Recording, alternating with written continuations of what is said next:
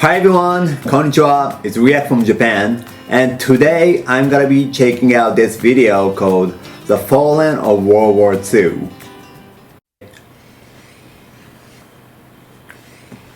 The average lifespan of an American is 80 years. 80. And an 80-year-old today was 10 when World War II ended, 4 when it began. A soldier who saw battle would have to be in his So late this video 80s was at made least in today. 2015, I guess. Generals, political leaders, the decision makers of the war, few are still with us. And over the past few decades, we've seen authors and filmmakers rush to capture stories from survivors before this connection of memory is lost.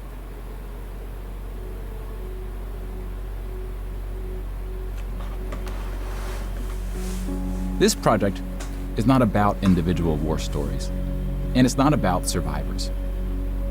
We're going to tally up the tens of millions of people whose lives are cut short by the war, and see how these numbers stack up to other wars in history, including trends in recent conflicts.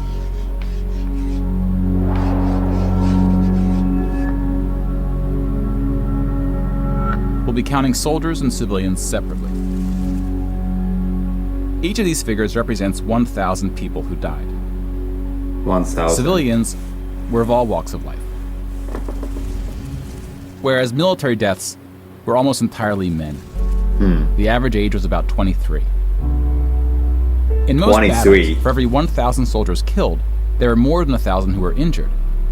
The word casualty can be confusing because in military speak, it often includes both deaths and injuries, and anything else that takes a soldier out of service. Here, we're just counting the deaths, and we'll begin with American soldiers.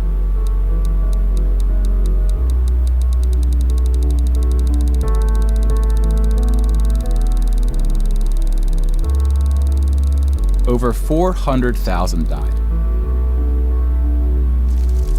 400,000. Most of the deaths occurred in the European theater, fighting the Nazis.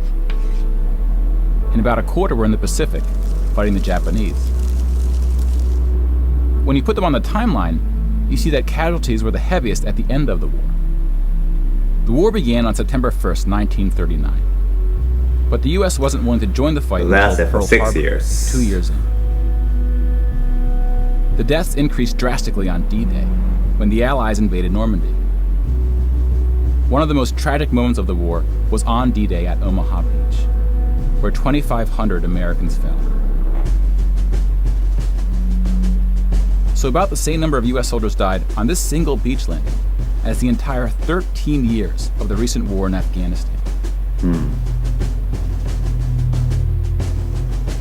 The bloodiest battle in the Pacific was Okinawa, which lasted 82 days, during which 12,500 Americans About 3 months. About 5,000 of these deaths were at sea from kamikaze attacks. Now let's look at some other countries, starting with Europe.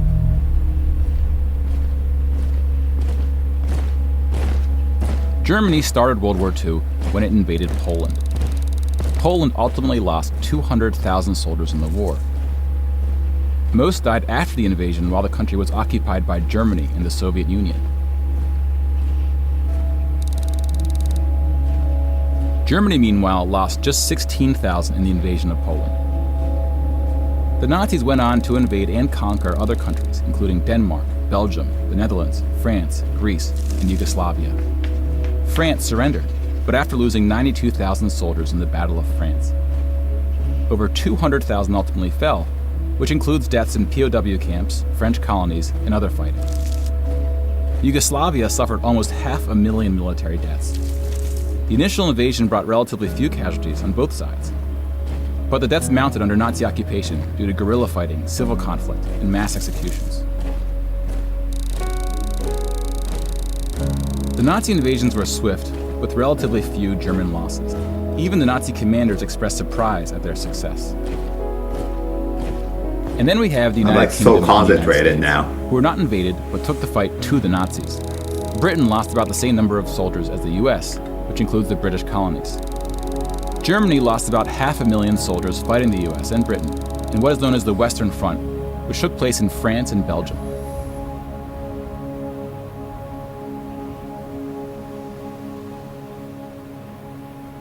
But most Nazi soldiers died in the Eastern Front, Germany's unsuccessful invasion of the Soviet Union. The numbers are staggering.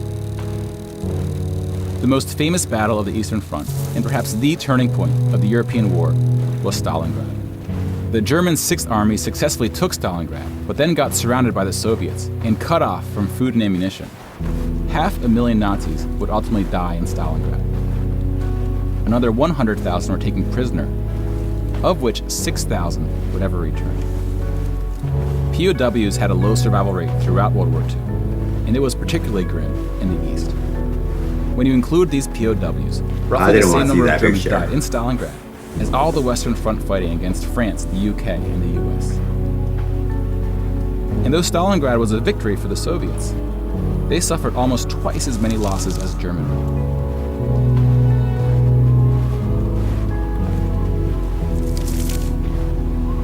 The Soviet Union would eventually defeat the once unstoppable German army, killing 2.3 million Nazi soldiers. But winning the war came at a cost.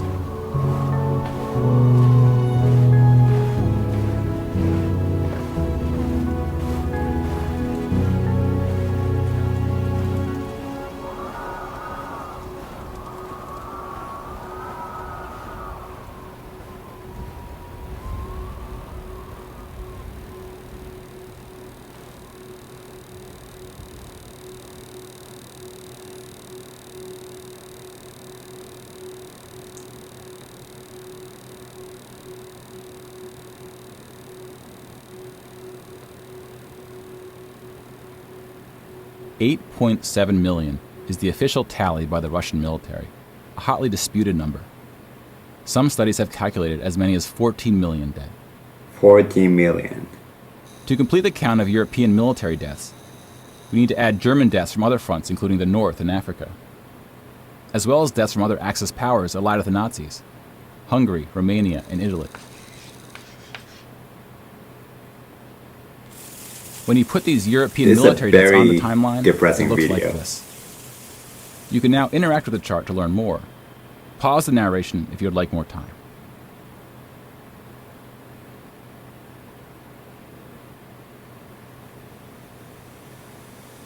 And now we switch to civilian deaths in Europe.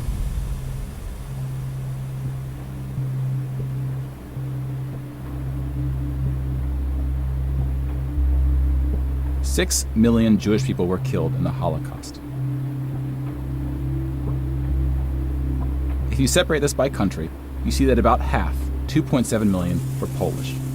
700,000 were Soviets, followed by Hungary and 17 other countries.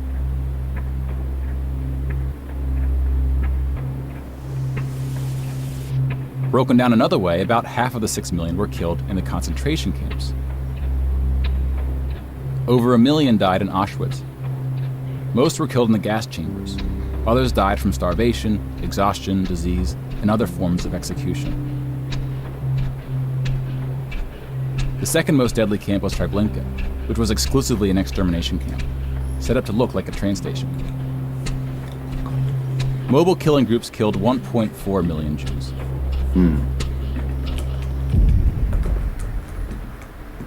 Like with the gas chambers, men were killed first to reduce the risk of revolt.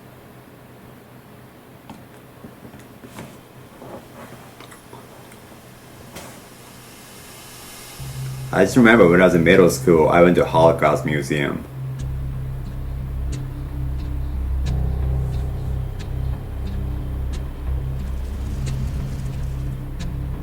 The Holocaust also includes non-Jewish deaths. Between 130,000 to 500,000 Roma, then called Gypsies, were killed. The numbers are disputed. About 250,000 people with disabilities were killed.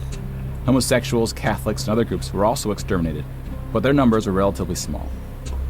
Some historians say that other civilian deaths should go under the label of Holocaust. About 2 million non-Jewish Poles were killed under German occupation, some of which were sent to the gas chambers at Auschwitz.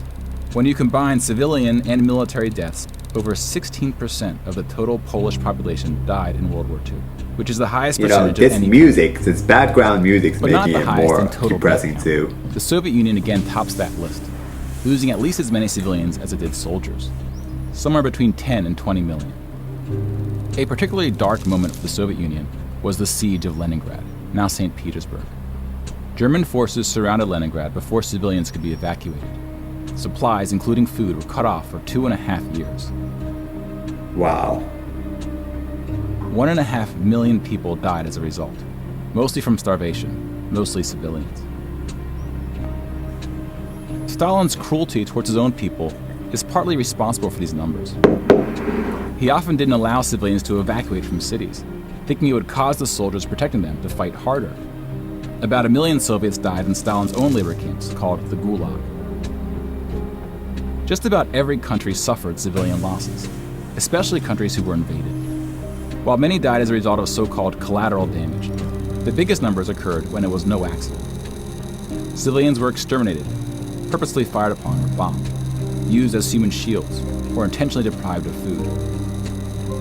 The intentional killing of civilians, this just looks like a by most graph, war but it's crimes, actually like a including the number United of people Kingdom who are and the United dead. So States. like it just The United Kingdom was spared of a like, land invasion, imagine but still like lost there's 60,000 people there. civilians, It's like largely from German air raids or blitzes, often directed at civilian population centers. The UK did the same to German cities at a much greater magnitude, causing about 10 times the number of deaths. But most German civilian deaths came from the ground at the late stage of the war. When the Nazi regime collapsed, civilians living in occupied regions had to desperately flee from the advancing Soviet army. Rapes my were gosh. widespread, and death estimates ranged from 600,000 to 3 million. we need a Japanese translation version of this to show like. Let's step back and see where we are with the No, we actually not only Japanese. We need like We a just language. counted about 20 million this civilian deaths in translated to Europe. all languages for people around the world. If you add this to the European military deaths we already covered, it brings us to over 40 million. Then we have the Asian theater. Here we see the vast majority of military deaths in Asia came from China and Japan. On the civilian side, about 6 million deaths from China, Indonesia, Korea, Indochina, and the Philippines can be attributed to Japanese war crimes, which are sometimes compared to the Nazi atrocities due to the sheer scale of the cruelty. China had the second highest death count after the Soviet Union. And like the Soviets, the Chinese government demonstrated a stunning willingness to sacrifice its own people. Chinese nationalists opened the dike at the Yellow River, hoping the flood would halt the Japanese advance. 500,000 Chinese civilians or more were killed, which is 2 or 3 times the number who died in all countries in the 2004 Asian tsunamis. But the invasion of China only cost Japan 200,000 soldiers. Most were killed fighting the US and allies in the Pacific War. A significant portion of Japanese civilian deaths were caused by American firebombing and the 2 nuclear attacks. Contrary to official US statements, these airstrikes were directed at civilian populations, not military targets. When you add all the deaths outside of Europe, it brings us to a grand total of 70 million for the war, give or take depending on who's counting and what civilian deaths get included. More people died in World War II than in any other war in history. For comparison, here are 20 or so of the very worst wars and atrocities we have on record. Some of these are more of atrocities than wars, but we've seen how that distinction can get blurry. Some of these spanned across centuries. World War II had the highest body count, and it all happened in just 6 years. The world's population has grown significantly since the earliest atrocities on this list. If you want to compare them in terms of what percentage of the world died, we can adjust the chart to look like this. This rough approximation tells us there may have been more devastating wars before World War II, proportionally speaking.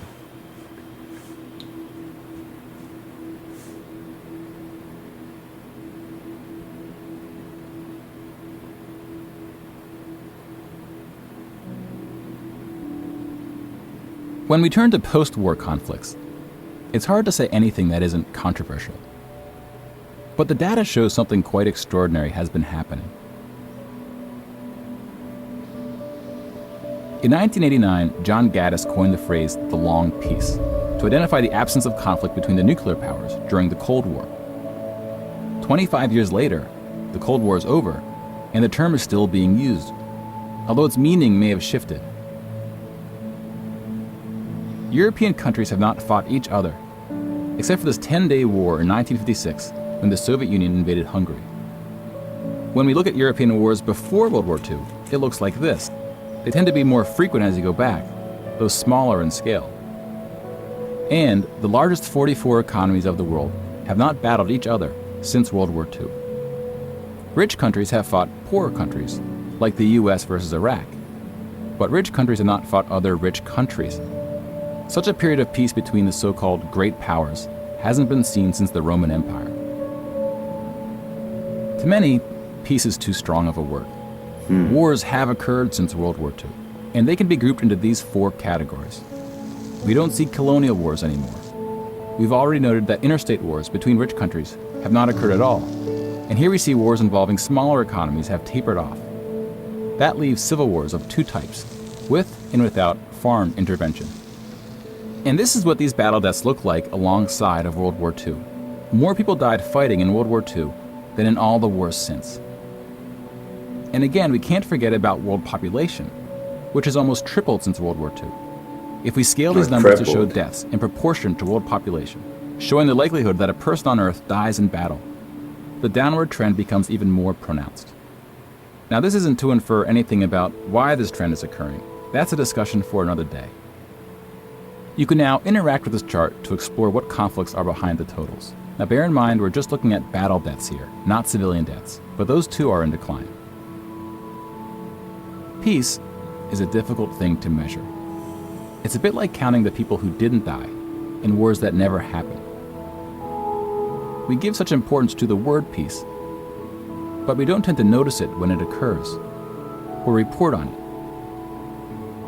Sometimes it takes reminding ourselves of how terrible war once was to see the peace that has been growing around us. Of course, this trend may not continue, and it's not clear how looking at these charts can help us make the right decisions to ensure that it does. But the longer the long peace grows, the more significant it becomes. So if watching the news doesn't make us feel hopeful about where things are heading, watching the numbers might.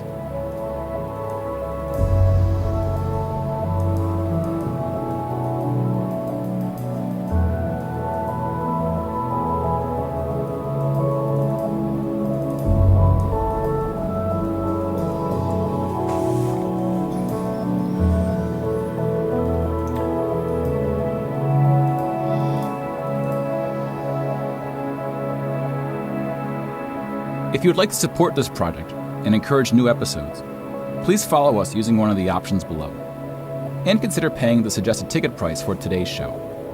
Thank you very much.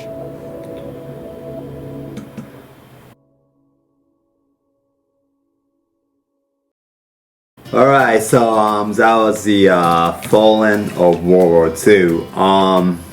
Yes, looking at this, I strongly, once again feel like war should not be repeated again.